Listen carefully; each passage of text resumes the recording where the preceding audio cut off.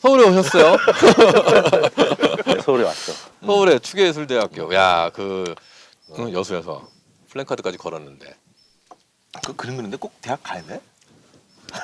대학이 그래도 제 경험으로는 그냥 많은 걸 배웠죠. 많은 걸 시도를 그런 하고. 거 그런 거 근데 이제 있지만.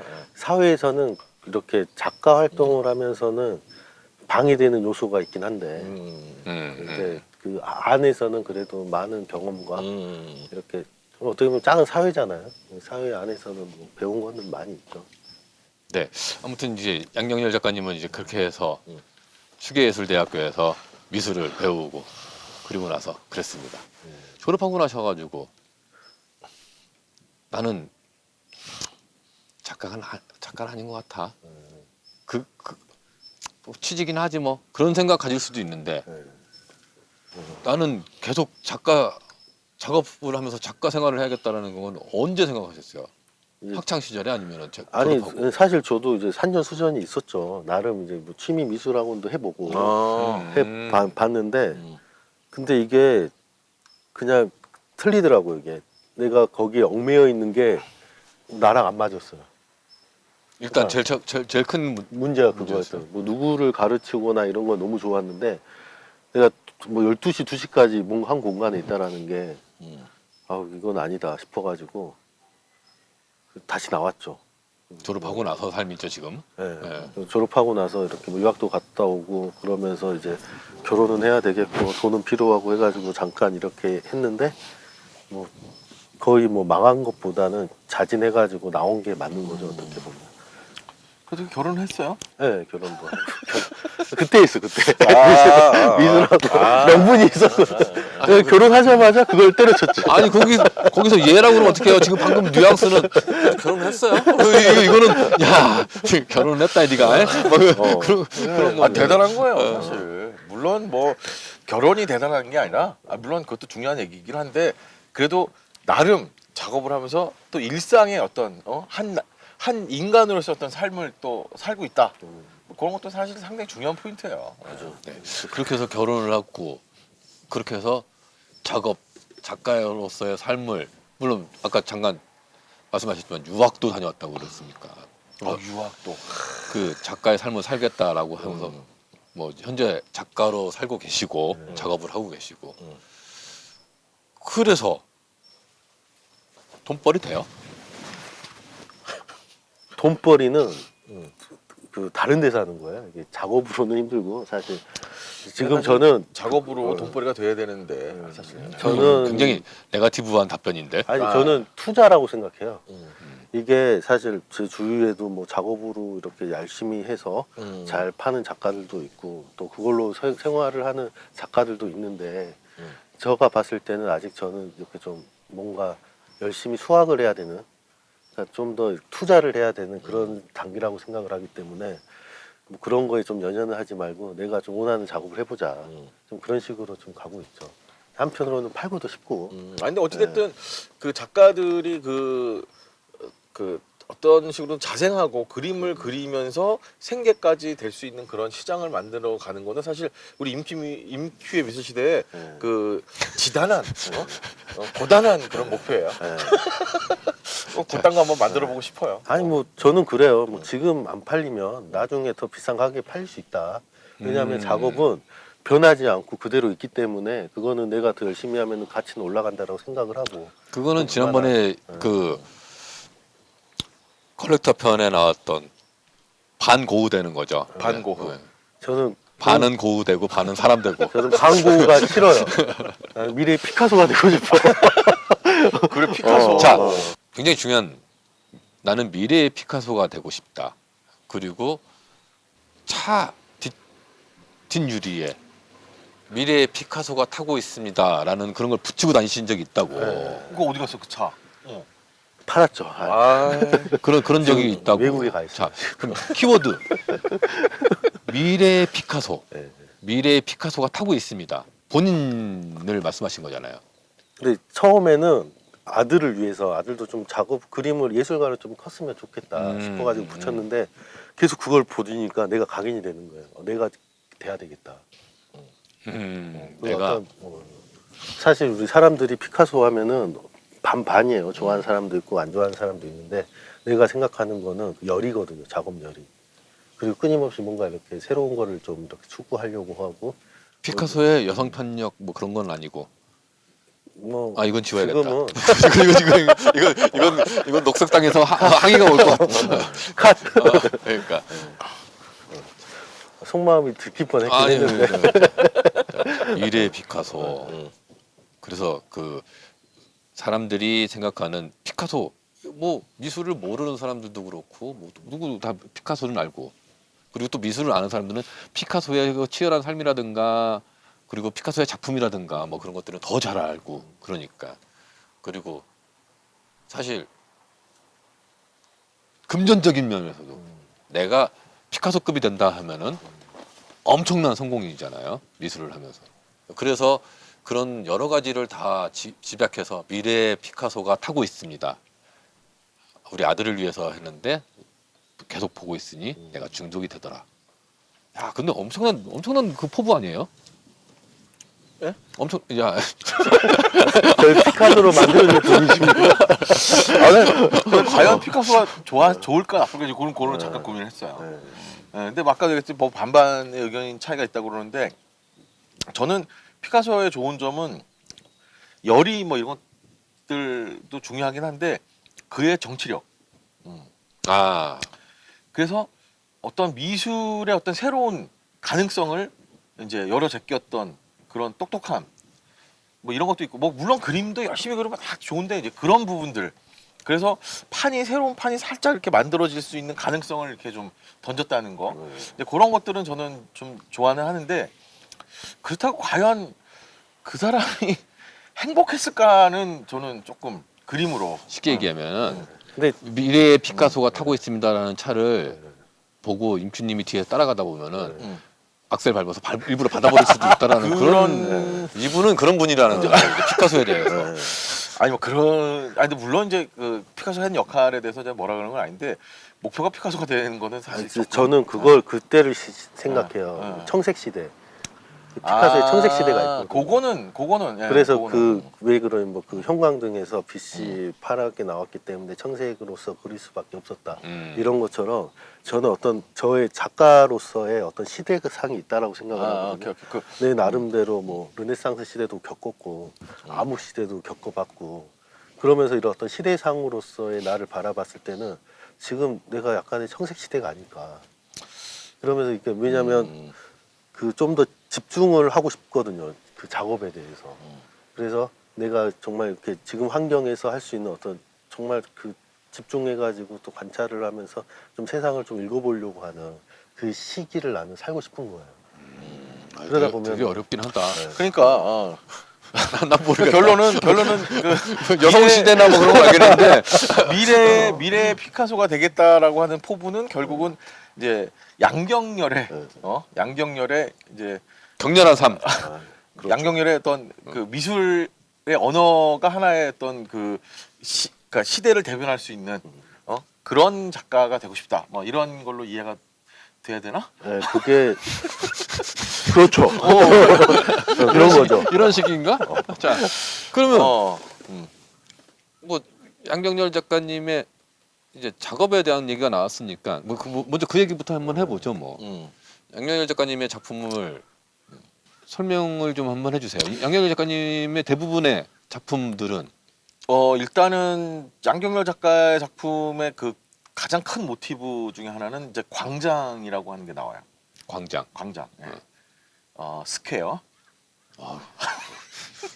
플라츠 스퀘어. 여의도. 한강. MC 스퀘어. 집중. 예. 양 작가님의 작품을 보고 처음에 이제 그 나름의 어떤 감동을 받았던 거는 줄다리기였어요. 네네네네네. 그거 이제 한번 깔리겠죠, 이렇게 줄다리기. 자, 이미지를 주시면 예, 어떤 이미지인지는 알고 이미지는 다 있는데 이제 받아야죠. 받아야 돼. 아니 그 미술 얘기하는데 그 작품이 이렇게 슥슥 깔리고 그러지 않으면은 왜 우리가 쓱 이래? 깔라고 그러는데 방금 그 얘기 때문에 안 깔 수도 있어. 안깔 수도 있어. 정말 충분히 이해를 해. 근데 어쨌든 상대가 없는 누구하고 줄다리기를 하는지 모를 그 한쪽만의 그 팀, 줄다리기 하는 팀이 당기고 있고 무언가로부터 이 줄을 지켜야 되는 그런 장면을 딱 보고 좀 많은 생각을 하게 된 그런 작가예요. 예. 그러면서 이제 쭉 그 다음에 작품들을 이렇게 봤었을 때 결국 그 줄다리기도 하고 그리고 사람들의 이야기들이 막 전개되는 곳이 다 광장이었다라고 하는 그 여러 사람이 모이는. 예, 그 뒷 배경이 이제 그때부터 또 다음 작품부터 계속 보이기 시작했던 그런 작가였던 걸로 기억을 해요, 저는. 예. 네네네. 네. 그리고 특이점이 있다면은 캔버스를 갖고 와서 여기 어디가 위야? 그런 것도 있죠. 그 배경도 다 네. 광장을 이거 중심으로. 어디가 위야? 네. 이렇게 걸면 되나? 이게 네. 잘못 걸면 혼나나? 막 대표님은 옆으로 걸어놨더라고요. 나는 마주 보는 게 좋아. 계급이 싫어. 어디 위아래가 있어. 줄다리기 작업도 있지만은 제가 말씀드린 것처럼 그런 작업도 있고 그러면 저처럼 미알못은 사실은 먼저 생각나는 거는 제가 말씀드린 그 후자 어디가 위야라고 했던 그런 작업도 오히려 머릿속에 더 각인이 되거든요. 모르는 사람이 봤을 때는 이렇게 가서 이제 작품을 봤을 때 이렇게도 봐야 되나 아니면은 작품 이렇게 뒤집어야 되나 막 이런 식으로 생각할 수도 있는데 그건 왜 그러신 거예요? 언제부터? 그러니까 줄다리기 이후에 네. 사실 좀 저한테 좀 나름의 개인적으로 좀 그 아픈 일이 있었어요. 그래가지고 이제 좀 작품에 조각을 내다 보니까 이게 이제 자유롭게 퍼즐처럼 막 이래도 그림이 되고 저래도 그림이 되고 막 이런 과정을 겪다가 그러면은 뒤집어도 그림이 되는 걸 한번 해보자. 어떻게 형식이라는 건 네네네. 없다. 이렇게도 그림이 되고 뒤집어도 그림이 되고 이제 이런 쪽으로 이렇게 나온 거죠 그때부터. 그럼 갤러리에서는 네. 이렇게 놔둬도 되고 이렇게 놔둬도 되고 관계 없으신 거예요? 네, 그렇죠. 왜냐하면 그 어떻게든 그림이니까 그림이라는 거는 저는 작가의 손을 떠나면은 그때부터는 이제 주인이 따로 있다고 생각을 하거든요. 그리고 또 혹자는 그래요. 또 하나를 정해라. 그래서 이게 뭐 작업이다라고 하지만 그 순간 또 고정관념으로 이게 딱 하나밖에 그림이 될 수가 없잖아요. 그리고 또 심지어는 내 작업을 사가신 어떤 컬렉터 분들은 너무 좋대요. 뒤집어 놓으면 또 새로운 작업이 되니까. 일타상피, 일타상피. 중요한 게 뒤집어 놓으면은 그 작품인지 모른다.